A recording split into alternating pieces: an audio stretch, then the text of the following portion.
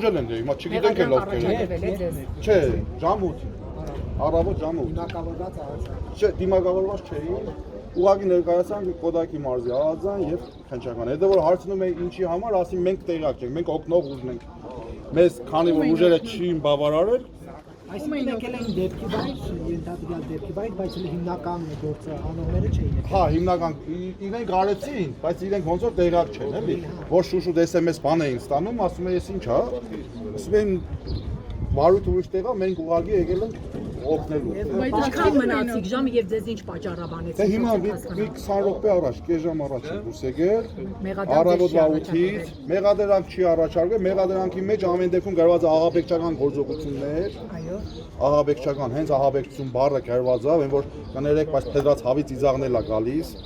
ասենք, ինչ աղաբեկչության մասին է խոսքը։ Անգամ եթե ճանապարհներ, ի՞նչ ցայնա։ Քնչական կոմիտեն ձայնագրություններ էր ապարակել գնդակահարության, բնաջնջման մասին խոսակցություններ են։ Ասում եմ մի երկու հոգու Երկուսին է փակես։ 15-ին էլ փակես, մյուսները բան կան։ Լավ, ասենք չեն կարող մոնտաժ անեն սա իրանց Բայց լսվում է, Բաղդադ Սրբազանի ձայնն է լսվում։ Ես մի հատ բան ասեմ ձեզ։